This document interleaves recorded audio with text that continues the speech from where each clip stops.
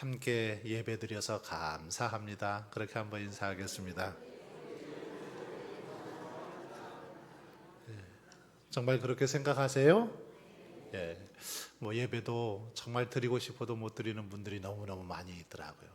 교회 나오고 싶어도 건강이 허락되지 않으면 못 나오시고, 또 뭐 여러 사정이 있으시면 못 나오시는데, 이렇게 주일 오후에도 이 자리에 나오셔서 하나님을 예배할 수 있다는 거 생각해 보면 너무너무 참으로 귀하고 또 감사한 일입니다. 예, 옆에 계신 분하고 한 번 더 이번에는 인사하겠는데요. 그럼에도 불구하고 감사하겠습니다. 한번 인사할까요? 예, 그래요. 그럼에도 불구하고 가끔 옆 사람이 저를 좀 화나게 할지라도 감사하시기를 바랍니다. 서운하게 하시더라도 좀 감사하시고, 때로는 뭐 이렇게 불편한 일이 있으시더라도 하나님의 은혜 때문에 감사하는 우리 모두가 되실 수 있기를 바랍니다. 오전에 우리가 맥주감사 주일로 하나님께 영광 돌렸는데, 오후에는 이제 감사하는 생활에 대해서 함께 살펴보고자 합니다. 맥주감사 전날 또 이렇게 뭐 주제가 오후에도 좀 같습니다. 그래서 오늘부터 감사하는 생활 1, 2, 3까지 함께 살펴보려고 합니다. 오늘은 감사하는 생활 첫 번째 감사하는 생활에 대해서 함께 보겠습니다. 한번 화면을 넘겨주십시오. 자, 같이 한번 읽어볼까요? 첫 번째 감사하는 생활은 시작. 예, 믿음의 사람들의 특징, 바로 감사하는 생활인 것을 볼 수 있습니다. 믿음이 좋은 사람들, 정말 하나님께 칭찬받는 믿음의 소유자들은 모두가 다 감사하는 삶을 살았습니다. 어려운 상황 속에서도, 정말 역경 속에서도, 그럼에도 불구하고 늘 감사하는 그런 삶을 살았던 걸 볼 수 있습니다. 이들은 정말 너무너무 힘들고 어려운 상황 속에서도 하나님을 향해서 결코 원망하거나 불평하거나 그렇게 어떤 낙심하지 않았습니다. 오히려 그런 상황 속에서도 하나님 앞에 감사를 고백하고 감사를 결단하고 그렇게 감사함으로 나아갔을 때 하나님께서는 그들의 삶을 축복해 주셨던 걸 볼 수 있습니다. 자, 두 번째 보시면 감사는 자신을 건강하게 하고 하나님을 기쁘시게 한다라고 했습니다. 이 감사, 우리가 감사하는 삶을 살아갈 때 우리 자신이 건강해집니다. 영적으로, 육적으로 건강해지죠. 감사하는 삶을 살아가다 보면 영적으로 자연스럽게 건강해지더라는 겁니다. 육적으로도 건강해지더라는 거죠. 반대로 감사하지 않으면 어떨까요? 잘 불평하고 원망하면 어떨까요? 몸이 아무래도 자꾸 이렇게 병이 들고 쇠약해져 가고, 자꾸 우울증이 생기고 여러 가지 어려움이 생깁니다. 감사하지 않으면 그러더라는 겁니다. 뿐만 아니라 이 감사는 하나님을 기쁘시게 합니다. 하나님의 기쁨, 그래서 감사를 통해서 이루어지는 것을 볼 수 있습니다. 그러기에 저와 여러분이 하나님을 기쁘시게 하기를 원하신다면 하나님 앞에 늘 감사하는 그런 삶을 살아갈 수 있기를 바랍니다. 하나님의 은혜, 하나님의 사랑에 늘 감사하며 살아갈 때 하나님께서는 기뻐하신다라는 거죠. 자, 세 번째, 우치무라 간조, 일본의 정말 기독교 그 성자로서 정말 아주 선한 영향력을 끼쳤던 그런 사람인데, 아주 의미 있는 그런 말을 했습니다. 같이 한번 읽어보겠습니다. 시작.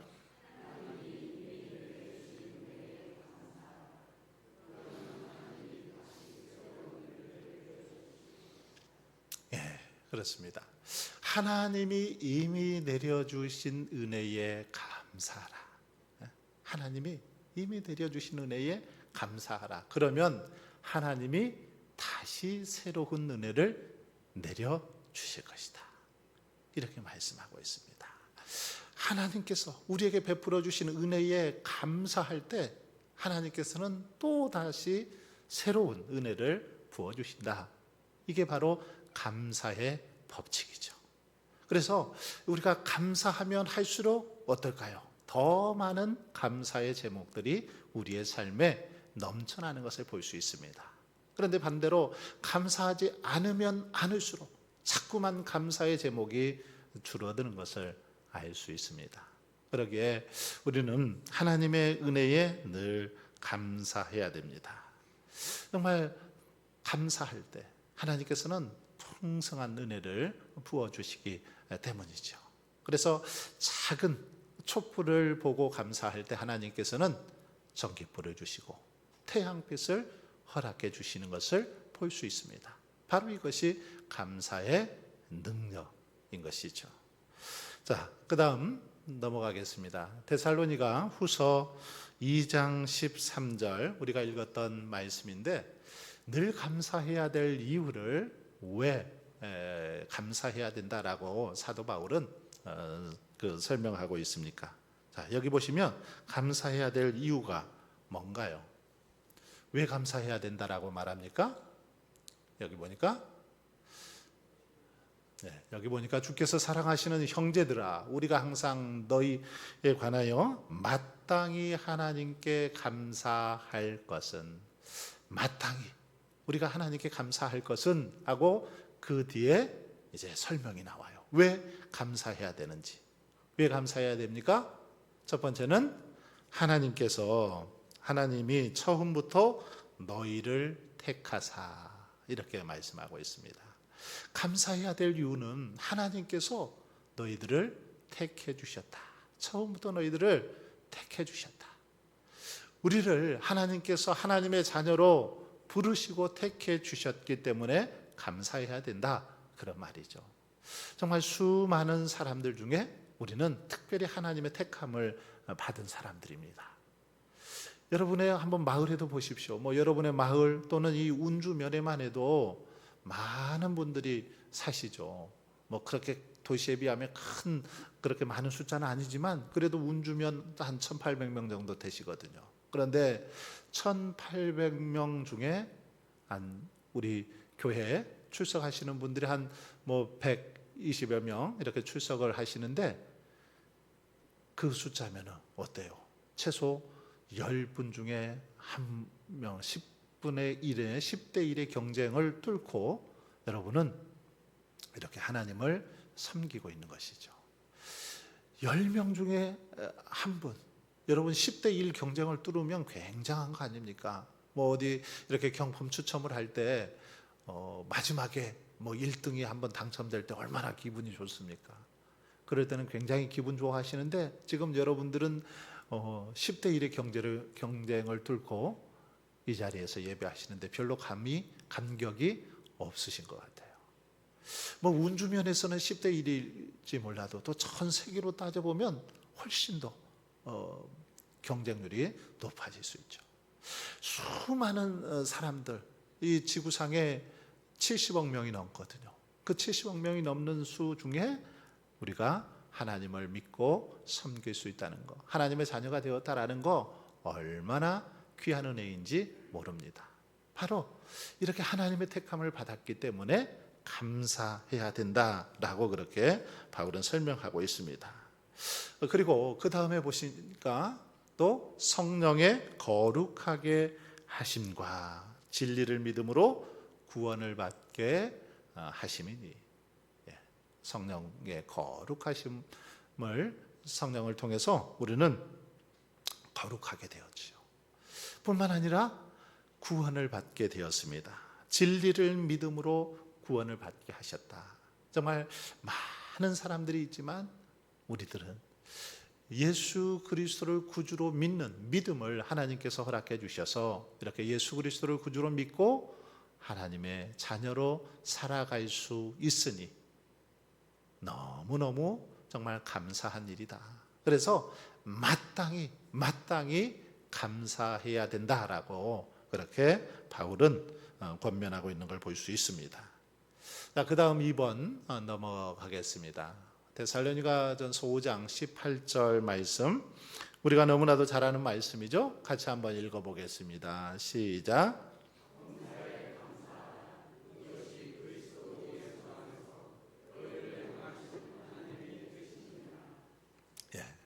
이 말씀은 아마 수백 번 들어보셨을 것 같아요. 뭐 이 말씀 모르시는 분 거의 없을 것 같습니다. 범사에 감사하라. 이것이 너희를 향하신 하나님의 뜻이다라는 말씀인데, 여러분, 범사에 감사하는 것, 이것이 너희를 향하신 하나님의 뜻이니라, 이렇게 성경은 말씀하고 있습니다. 우리는 하나님의 뜻 자주 말합니다.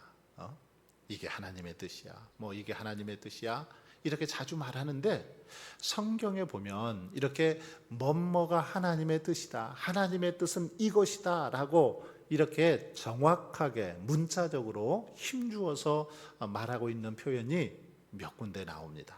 그 중에 하나가 오늘 말씀이죠. 오늘 말씀은 하나님의 뜻, 다른 게 아니라는 겁니다. 범사에 감사하는 삶을 살아가는 게 하나님의 뜻이라는 거죠. 정말 하나님의 뜻대로 살길 원한다면 그러기 어떻게 해야 될까요? 범사에 감사해야 되죠. 범사가 뭡니까? 범사, 모든 일입니다. 모든 일, 모든 상황 속에서 감사하는 거죠. 뭐 기쁠 때만, 좋은 일이 있을 때만 감사하는 것이 아니라 때로는 힘들고 어려울 때에도 감사하는 게 하나님의 뜻이라고 합니다. 특별히 여러분, 이 범사에 감사한다는 것은 어떤 일이든 그 일의 주관자가 하나님이심을 인정할 때 우리는 범사에 감사할 수 있습니다. 어떤 일이든 그 일을 하나님께서 주관하시고 인도해 주신다라는 것을 인정할 때 우리는 그 속에서 감사할 수 있더라는 거죠. 자, 여러분, 하나님의 뜻이라는 이 단어, 성경에 보면 또 다른 곳에도 나옵니다. 하나님의 뜻이라는 단어가 데살로니가전서에 2번 나옵니다. 4장 3절에도 보면 그렇게 나와 있습니다. 같이 한번 읽어볼까요? 시작.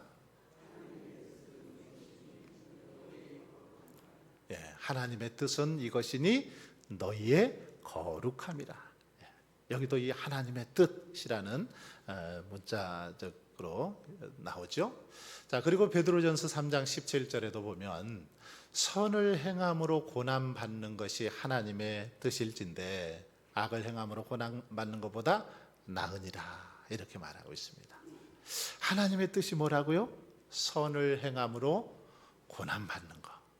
선을 행함으로 고난 받는 게 하나님의 뜻이다. 그래서 하나님의 뜻은 때로는 이렇게 선을 행하면서 고난을 받는 것도 이게 하나님의 뜻이다라는 그런 의미입니다. 그리고 요한 1서 2장 17절에 보면 이 세상도 그 정욕도 지나가되 오직 하나님의 뜻을 행하는 자는 영원히 거하느니라.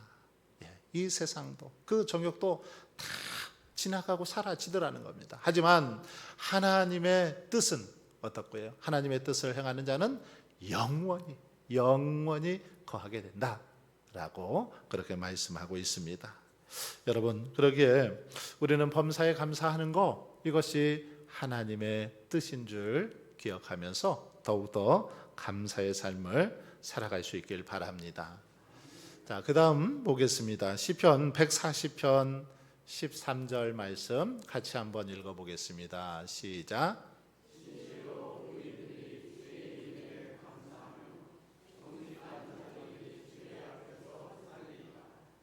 자, 여기 보시면 진실로 의인들이 주의 이름에 감사하며, 이런 표현이 있는데, 자, 의인은 어떻습니까?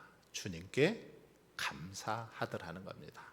자, 의인은 다른 말로 좀 표현해 보면 믿음의 사람들이라고도 말할 수 있겠죠. 믿음이 좋은 사람들, 그들은 감사하며 살아가더라는 거죠. 의인들 늘 감사합니다. 반면에 불의한 자들은 어떨까요? 악인들은 어떻습니까? 감사하지 않습니다. 감사할 조건들이 차고 넘침에도 불구하고 악인들은 늘 원망하고 불평하는 걸 볼 수 있습니다. 자, 그리고요, 여기 보시면 특별히 의인들은 주님께 이렇게 늘 감사하는데, 그러기에 우리는 그 사람의 감사의 지수, 감사의 그 온도계를 보면 그 사람의 믿음을 알 수 있습니다. 다시 말하면 그 사람의 영적인 상태를 알 수 있다는 거죠. 그 사람이 얼마나 평소에 감사하는 삶을 사는가, 이걸 보면 그 사람이 얼마나 믿음이 좋은가 아닌가도 알 수 있더라는 것입니다. 감사하는 사람들 정말 하나님 앞에서 찬양하고 기뻐하고 즐거워하죠. 범사에 감사합니다. 감옥 속에서도 감사하고, 매를 맞아도 감사하고, 여러 가지 일이 잘 풀리지 않을 때에도 감사하더라는 거죠. 모든 상황 속에서 감사하는 걸 볼 수 있습니다. 그렇기 때문에 이 감사 지수, 이걸 보면 그 사람의 믿음을 알 수 있다라는 거죠. 특별히 주님의 이름에 감사하는 자들은 어떨까요? 늘 찬양하며 살아가죠. 그래서 어려움 속에서도 감사하고 인내하며 그렇게 살아가게 되고, 그럴 때 우리 주님께서는 그들의 삶을 인정해 주시고 축복해 주시는 것을 볼 수 있습니다. 자, 그 다음 보겠습니다. 요한계시록 7장 12절 말씀 같이 읽어보겠습니다. 시작.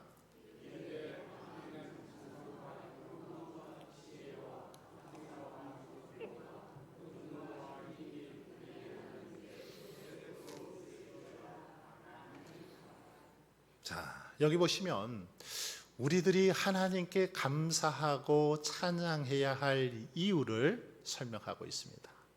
왜 우리가 감사해야 되는지, 왜 우리가 하나님을 찬양하고 경배해야 되는지, 왜 그렇습니까? 왜 그래요? 여기 보니까 이르되 아멘, 찬송과 영광과 지혜와 감사와 존귀와 권능과 힘이 우리 하나님께 세세토록 있을지어다, 이렇게 말하고 있는데, 바로 특별히 우리 하나님께 지혜와 그리고 또 존귀와 권능, 힘, 이런 것들이 우리 하나님께 있기 때문이라는 거죠.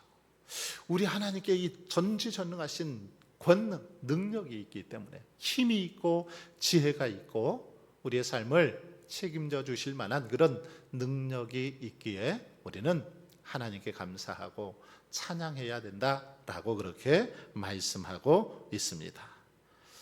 자, 그 다음 넘어가겠습니다. 길버트 케이스 체스터턴이라는 영국의 이렇게 철학가고 저자인데 그런 말을 했습니다. 같이 한번 읽어보겠습니다. 시작.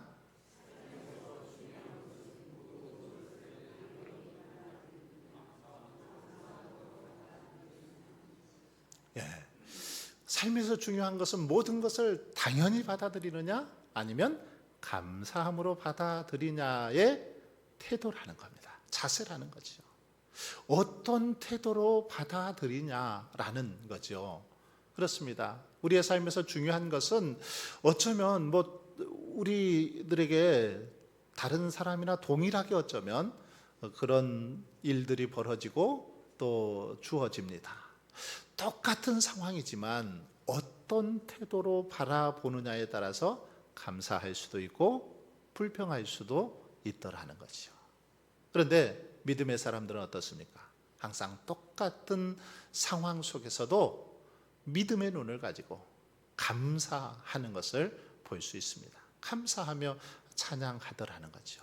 우리가 잘 아는 이 가나안 땅을 이렇게 정탐한 후에 그 12명이 정탐하고 돌아와서 보고를 하는데 어떻습니까? 10명은 악평을 하죠. 불평하고 원망합니다. 그 땅 취할 수 없다라는 거죠. 괜히 나와서 이제 그 땅 취하지도 못하고 우리가 여기서 그냥 죽게 되었구나 하면서 원망하고 불평합니다. 하지만 여호수아와 갈렙은 어떻습니까? 믿음의 눈으로 오히려 감사하는 것을 볼 수 있습니다. 우리는 부족하지만 하나님께서 함께 하시면 능히 취할 수 있다. 저들은 우리의 밥이다. 우리의 먹이다. 하나님께서 도우시면 능히 저 가나안 땅 취할 수 있다라는 그런 태도를 취하고 있는 모습을 볼 수 있죠. 똑같은 이 상황 속에, 환경 속에 처했지만 10사람과 2사람의 차이는 극과 극이었죠. 그런데 하나님께서는 그렇게 감사함으로 또 믿음의 눈으로 보고하고 또 이렇게 선포했던 여호수아와 갈렙을 축복해 주시는 것을 볼 수 있습니다. 이처럼 우리의 삶에서 중요한 것은 똑같은 상황이지만 이것을 어떻게 받아들이냐는 거죠. 어떤 태도로 그것을 받아들이냐라는 겁니다. 감사함으로 받아들이느냐, 아니면 그냥 당연히 당연한 것으로 받아들이느냐, 이 차이에 따라서 감사의 삶을 살 수도 있고 그렇지 않을 수도 있다라는 것입니다. 그러게 여러분, 오늘 우리에게 주어진 모든 걸 한번 생각해 보십시오. 당연한 거 아무것도 없지요. 당연한 거 아무것도 없습니다. 우리가 똑똑하고 능력이 있고 열심히 해서 주어진 게 아닙니다. 하나님께서 은혜를 베풀어 주셔서 주신 것이죠. 이것을 기억하면서 감사하며 살아가는 것, 이것이 감사의 삶을 살아갈 수 있는 비결임을 우리에게 가르쳐주고 있습니다. 자, 이제 마무리하도록 하겠습니다. 자, 첫 번째 같이 한번 읽어보겠습니다. 시작.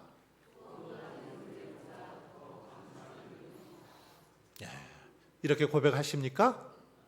정말 이렇게 고백하세요? 구원받은 은혜보다 더 감사한 일이 없다. 늘 이 고백을 가지고 살아갈 수 있길 바랍니다. 정말 구원받은 거, 이것보다 더 큰 감사가 어디 있겠습니까? 더 큰 은혜가 어디 있겠습니까? 이것을 우리가 늘 잊지 않고 기억할 때 우리는 감사할 수 있습니다. 그런데 이것을 잊어버리는 순간 자꾸만 감사가 우리의 삶에서 사라져 버립니다. 그렇게 늘 우리는 막 이를 악물고라도 하나님께서 우리를 구원해 주신 것, 나를 구원해 주신 것, 하나님의 자녀 삼아 주신 것, 이거보다 더 큰 축복, 더 큰 은혜는 없다라는 사실을 늘 기억하며 살아갈 수 있기를 바랍니다. 자, 두 번째 같이 읽겠습니다. 시작. 그렇죠. 감사의 생활은 우리를 향한 하나님의 뜻입니다. 하나님의 뜻, 하나님께서 정말 기뻐하시는 그런 삶이 감사하는 거죠. 범사에 감사하는 것입니다. 마지막으로 우리의 삶의 주관자가 하나님이심을 인정할 때 범사에 감사할 수 있다. 그렇습니다. 우리 삶의 주관자, 우리의 모든 삶의 책임자 하나님이심을 우리가 인정하며 살아갈 때 우리는 범사에 감사하고 또 어떤 상황 속에서도 기뻐하고 어떤 상황 속에서도 묵묵히 인내하고 하나님만을 더욱 의지하며 살아가게 되는 줄 믿습니다. 그러므로 저와 여러분이 다시 한번 이 말씀들을 기억하면서 더욱더 하나님께 감사함으로 나아가는 저와 여러분 되실 수 있기를 바랍니다. 그래서 그 감사를 통해서 우리의 삶에 더 큰 감사의 제목들이 차고 넘쳐날 수 있기를 주의 이름으로 축원합니다.